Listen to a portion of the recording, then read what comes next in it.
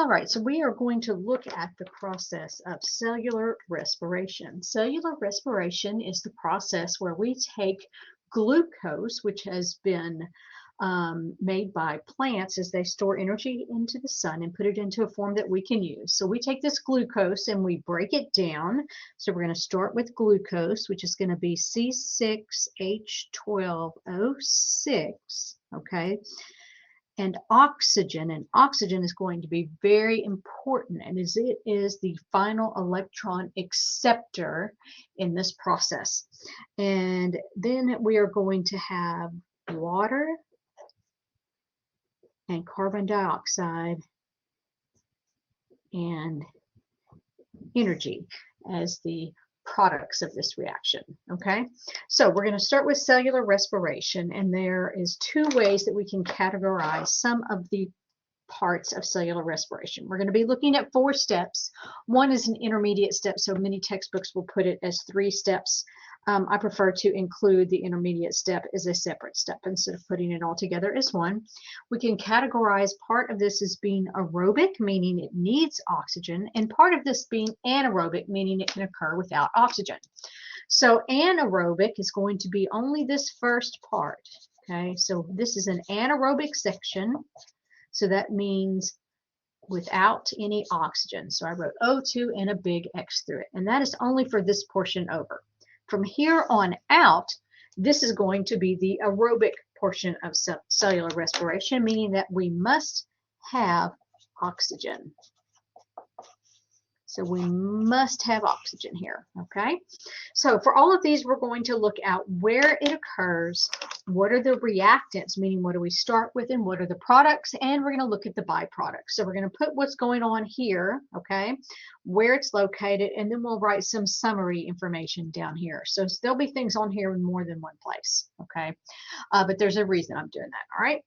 Always a method to my madness. Okay, so this first portion, we're going to look at the 4 steps. We're going to look at glycolysis, the intermediate step here, which is the link or pyruvate oxidation. That's 2 different names. You can call it either one. Then we have the Krebs cycle or the citric acid cycle. And again, you don't have to use only one of those names. It's also called the tricarboxylic acid cycle, but we're fine with Krebs or citric acid. And then finally, we have the electron transport chain is the last and the most important, I would say, step. Okay, and so those are the 4 steps. We're going to start with glycolysis, and I like to color code these. Okay, and so this is going to occur in the cytosol of the cell. Okay, so this is going to occur in the cytosol of the cell, and this is glycolysis. We are going to start with 1 molecule of glucose. Okay, that is going to be broken down into 2 molecules, and I'm trying to write this neatly. Couldn't find a skinnier marker here that you could see, of pyruvate. Pyruvate. I'm going to write that again under there where it's a little bit neater. Okay, pyruvate. This is also sometimes called a pyruvic acid, so don't let that throw you off, okay? And so we are going to, in glycolysis, we have to invest 2 ATP, and we're going to break all these steps down later on, and we make 4 ATP, so we wind up with a net of 2 ATP molecules made. Remember, ATP is adenosine triphosphate, which is the energy currency for the cell. So down here in our products made, we're going to have 2 ATP, okay? Now, when we do that, we are going to be doing oxidation reduction reactions. Oxidation is a loss, reduction is a gain. So we're pulling electrons and hydrogens off of one molecule and putting them on another. And in this case, we have 2 energy carriers, and these are NAD, NAD+. Let's see, I'm going to write these down here somewhere. So our energy carriers are going to be NAD+, and it is going to be converted to NADH. And all it's going to do is it's going to pick up these electrons. I call them shuttles sometimes. It's going to pick up electrons all throughout these processes and shuttle them over to the electron transport chain, okay? And in this case, it's electrons and hydrogens. Then our second one is going to be FADH, and it's going to become FADH2. Okay, so those are our electron carriers. And so we are basically storing up energy here. So we are going to make 2 NADH. So down here, we're going to write that down here. We have 2 NADH. Okay, so these are our 2 important products for the first step in cellular respiration, glycolysis. All right, now we're going to then take those 2 pyruvate and we're going to send them to, because that's what's left, we're going to send them to the next step, which is pyruvate oxidation. Pyruvate oxidation occurs on the inner membrane of the mitochondria. Okay, so we'll write that one down here.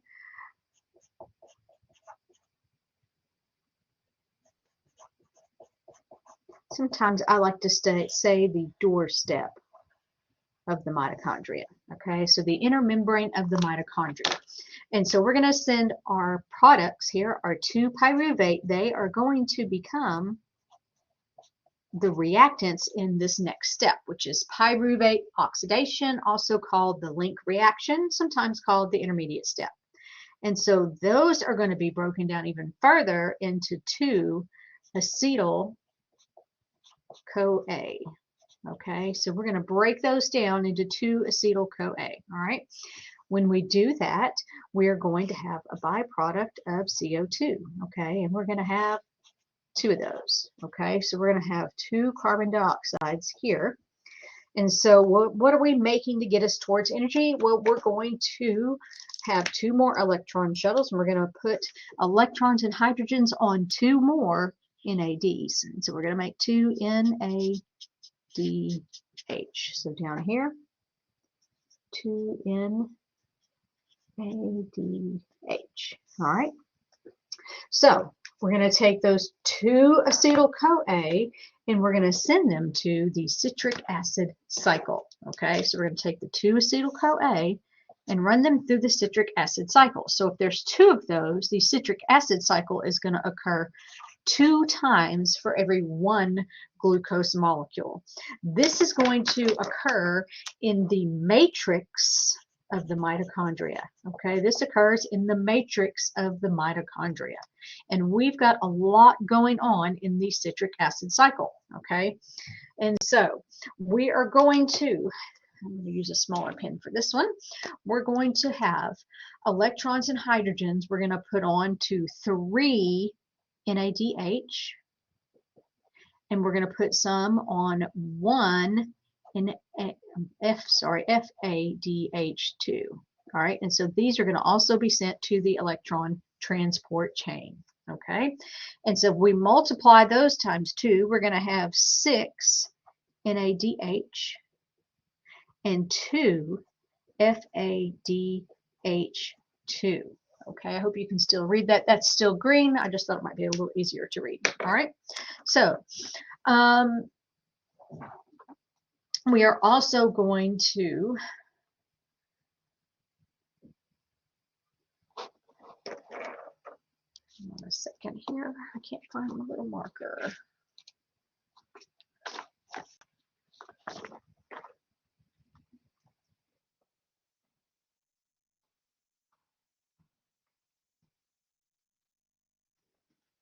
Oh, I got to email real quick.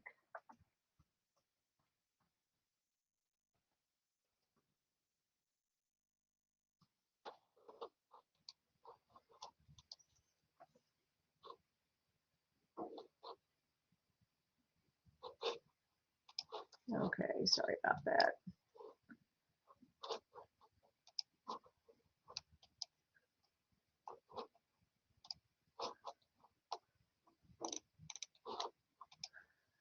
Okay, anyway, all right, let's get back to what we were doing. Okay, so, all right, so we made 6 NADH, 2 FADH2, and now what are we going to do? We are going to also have 2 ATP. Now notice right here we didn't make any ATP. Okay, we just shoved some electrons and hydrogens onto this particular molecule. Okay, so now we're going to have an ATP here. Okay, and we're going to put our totals down here. All right.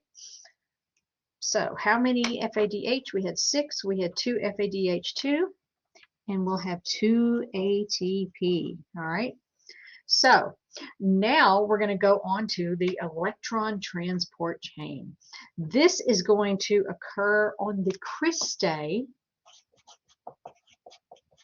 of the mitochondria. The cristae of the mitochondria is this inner membrane that is folded, okay, to give us an increase in surface area. And we have been sending all these electrons over to the electron transport chain so that we could make a lot of ATP, okay? So on this portion of the electron transport chain, we're going to make 32 to 34 ATP. So this is the one where we make the most ATP, okay?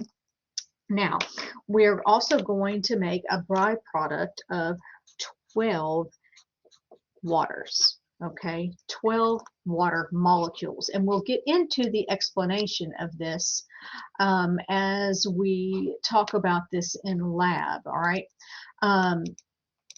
Because we're going to be looking at the electron transport chain in detail, okay? All right, so we have, let's see, we've labeled the cristae, the electron transport chain. We've got our products down there.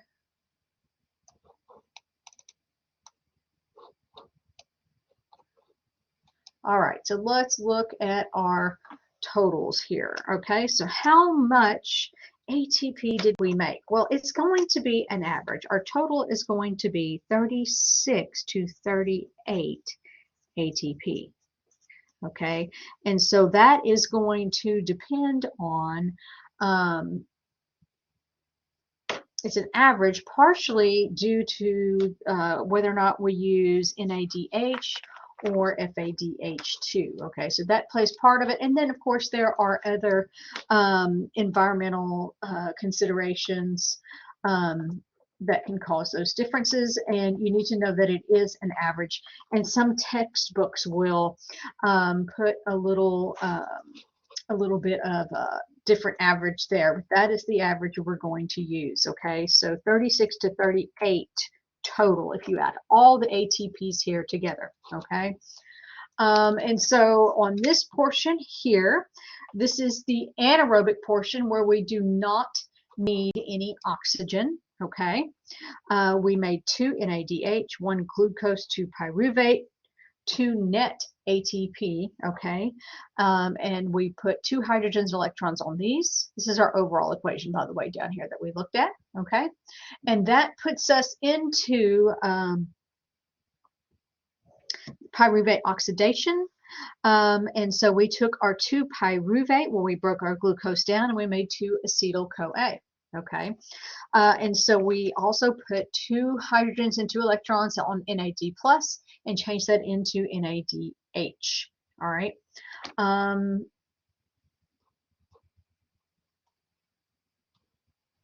feel like I have forgotten something here.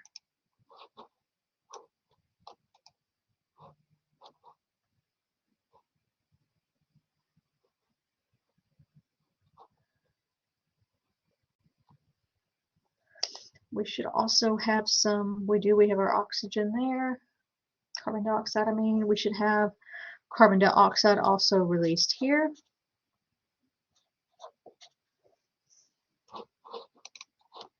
Okay, and so how many times does the Krebs cycle run per glucose molecule?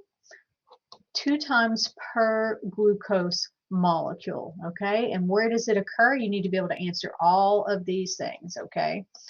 And so per glucose molecule, 2 times, we're going to have 6 NADH, 2 FADH2, and 2 ATP, okay? All right, let's see. We added our CO2 there. Okay, and then at the very end, we're going to go to electron transport chain, and this is where we get the most bang for our buck. This is where we are going to make the largest amount of ATP, and that's really important. We also need to be sure that we understand that this is going to be we are going to need oxygen for this. Okay, so this is going to be aerobic. All right, aerobic here. And we're also going to have a byproduct of 12 waters. Okay, and so we're going to go down through all of these steps and look at them individually as well. And what occurs when, what are the extra steps? There are some extra things that you can put for extra credit, but in biology, we're going to also look at photosynthesis. That will be separate, and so how much detail we go into that is going to kind of depend on which class you are in. Okay, all right. I'm just trying to make sure in my mind I've got everything here we need.